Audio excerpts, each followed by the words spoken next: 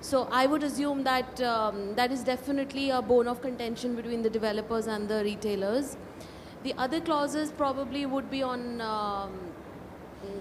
CAM charges or deposits. I mean, by and large, the only discomforting clause that ever happens between the developers is when there is an exit. Okay. Rest everything, I guess, is resolvable by mutual dialogue. Rajneesh, can I just add to what Dipti and the question that you have?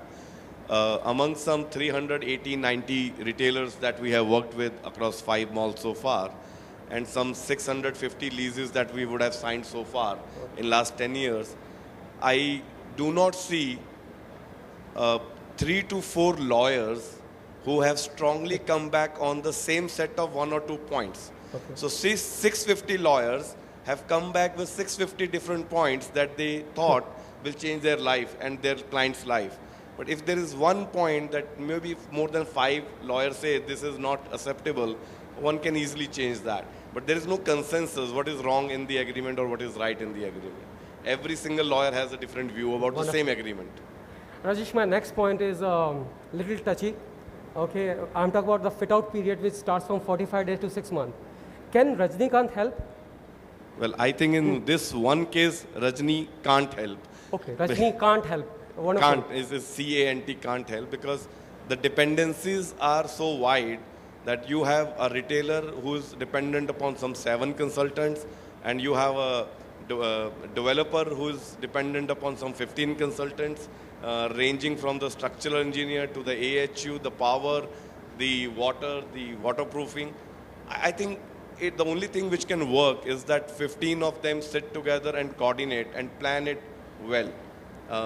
One man cannot do anything here, and Rajnikant is one-man army. So, Shah Saab, I have, sorry, please. Sure. Regarding fit-out, I have seen some of the standalone store we have done in 45 days. Wow. And when it comes to the mall, we have taken sometime 12 months.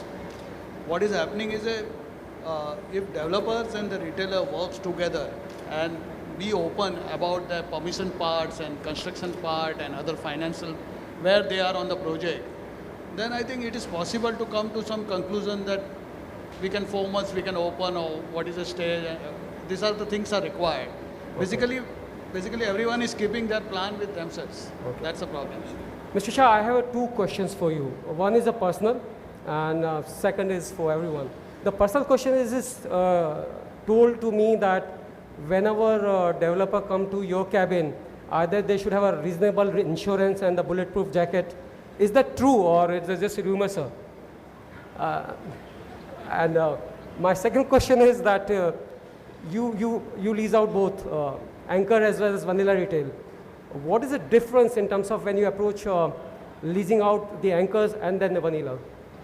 I think it's a 2.5 times usually. Anchors are suppose at 60 rupees, the vanilla is at 180 rupees. Usually that kind of difference is there, 2 to 2.5 times. Okay. And the first question, I don't have to. Okay. I have some. I think we have worked with Rajneesh as well as with and you can ask the question to them. I think it's not very difficult to deal with us. We give upfront what is our affordability, and we do the deal only if it is going to make successful. Otherwise, we don't try to do. Okay. Simple is that. And many people prefer us. Okay. Because we pay rent on time. You do, sir. Natarajan, what is the one guru mantra you give to any developer to get a better multiplex in the mall? Better multiplex, it all depends on the development. I mean, see, any retailer would look at a very nice development coming up, right? Customer and retailer friendly design. See, all the developers compromise on the design. They would like to achieve the maximum FSI. If that's the case, then you are definitely going to goof up on the design. So any retailer would look at having a nice design coming in place, and yeah, it's pretty much actually a design which is one of the very critical factors which will decide on the property. And Mr. Shah, from properties, what kind of yardstick you have in terms of store level profitability, the contribution at regional level, the recovery of depreciation and the payback period? Which one you target in which year, sir? We look at store level profitability, What we make investment also, we look at the interest. And if the contribution is there only, then we try to do it. It might happen that it takes 2 years sometime, some of the properties. But we look at store level contribution. Okay. Rajneesh, you are in this business for last more than 10 years. Is the focus changed in terms of getting anchors from year 2000 to year 2012? Is anything changed in terms of outlook or the approach or the credibility part of it? I think it has changed a lot in terms of the whole tenant mix approach. A lot of options are becoming available. So you do not necessarily need a very large footprint of an anchor. And you can do with different speciality being brought in by some of the mini anchors. So you can actually slice the floors and bring different kind of categories. I think one of the attempts that Select made when one wing or one side of the wing, they did not give it to one anchor, but they brought in different kind of categories at each floor in a larger presence. There are possibilities now, I believe in that sense. If you see most of the larger malls around the country today, whether it is the ones who are touching million square feet, I think most of them do not have a large department store. Whether you look at Ambience in Gurgaon or Market City in Pune or Bangalore. So they have gone with a different kind of tenant mix where they do not have a very large anchor in department store, but they have smaller anchors which represent different kind of price point and different kind of merchandise mix. And also you get an opportunity to do specialty retail in a little larger representation with these kind of mixes. The biggest change I have seen in last 10 years is that from a 20,000 feet format for a department store, people went aggressive up to a lakh square feet format, and then they came down to maybe a 40-45,000. So the industry on the retailer side also has got their set of learnings in place, and their approach to business has changed a lot. So there are changes, and I think with each passing day we are learning more about this industry and how to fit ourselves to match the requirements and make it financially viable. So things are changing every day. Dipti, at what stage you involve anchors in the planning? Is it while you are acquiring the property or concept drawing or GFC, or what stage you bring them in? The engagement of anchors is at a later date. It is definitely not during acquisition. Internally, you would have sorted out in your mind as to what anchors are you going to rope in for that particular location, which is a function of the relevance of the brand in that particular catchment.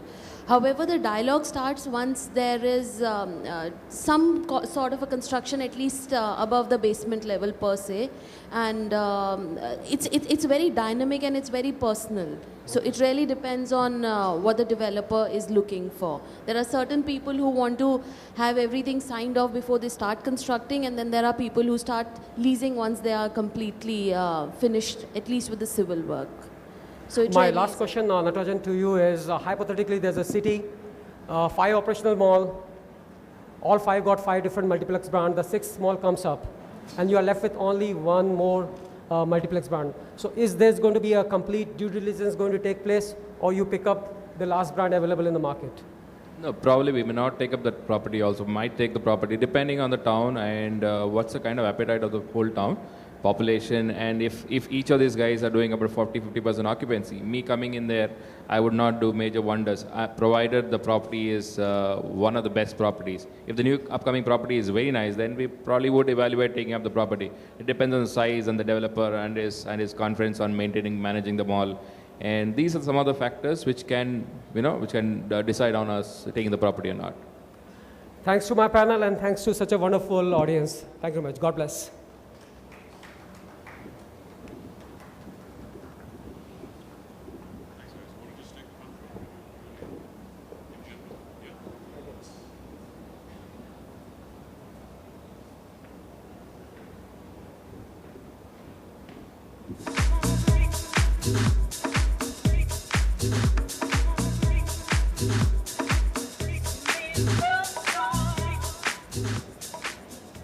Okay, don't run away. We're going to get all our panelists back over here and throw the floor open to any questions that our audience has, so just give us a couple of minutes to get them back.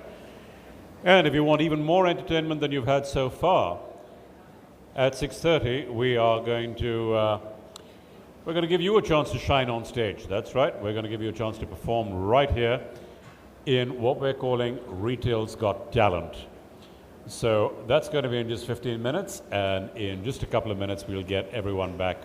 In the meantime, for those panelists that we do have in the audience right now, from the audience, any questions?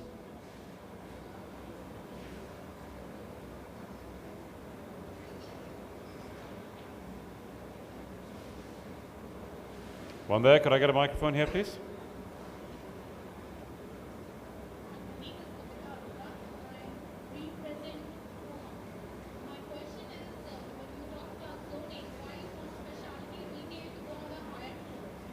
Electronics, because the per square feet return which electronics brand like Chroma they get is more than even the fashion brands that you have on the ground floor, and the brand actually pulls in a lot of footfall to the mall and helps the other retailer. Okay, so let's see who's going to take that. Mr. Shah, you want to take that? We are a group company, so I don't know. And we are the retailer. The question is actually for a developer. Yeah, it is. Hi, well, I would not say specifically in reference to Chroma, but the reality is that not every business will drop in direct proportionate to the floors that you rise. Electronic store may drop by lesser percentage if you are positioned on a higher floor, vis-a-vis maybe another category which may drastically crash if they are on a very higher floor. And secondly, because you pull so many people and because you really do well, we want you to pull the people to the last corner of the mall. It is like a retailer in hyper category putting the fresh in the corner, last corner, because fresh is bringing people again and again. It's the same. What retailer does to their customer is what we are doing to our customer, using the category to pull maximum number of people to the last of the corner. You know, when we were discussing specialty retail, you know, the point was made that the specialty retail doesn't churn out the amount of rental which is expected at the ground floor. But actually, if you go on a revenue share model, we end up paying more than even the premium brands. You are referring to one specific brand, one specific category. When you look at specialty retail, the spectrum is much wider. We have a specialty retailer who's taken very large space in our one of the mall, and it is employing people who are completely blind, and it takes you through an experience where it's completely dark, and that poor guy can't pay that kind of rental. So you're looking very specific to one category. When you talk about specialty, it's much wider spectrum. Correct. Thanks. Anyone else?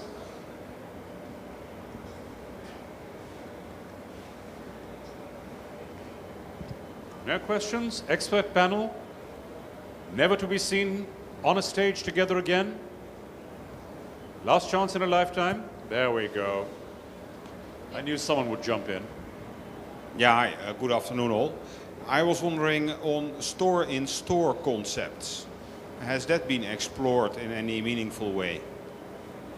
So where kind of, well, I mean not different brands like in garment brands, but more which goes further than that, right?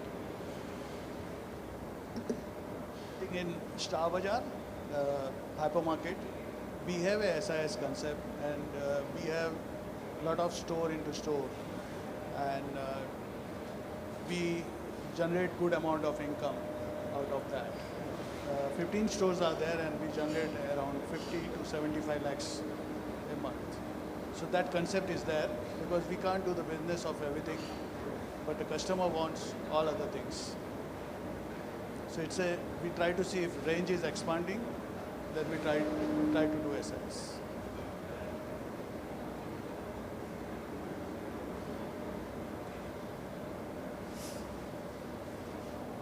Any more questions? Everyone's just in a hurry to show off their talent, is that it? You're going to make public spectacles of yourselves, you're going to come and sing and dance on stage for our entertainment? Okay, that's the way it works. In that case, thank you all very much. It's been a great panel and great insight from everyone. And it's nice to have retailers, developers, management companies all working in the same team for a change. So hopefully that's going to be the harbinger of things to come. Ladies and gentlemen, thank you very much for being here.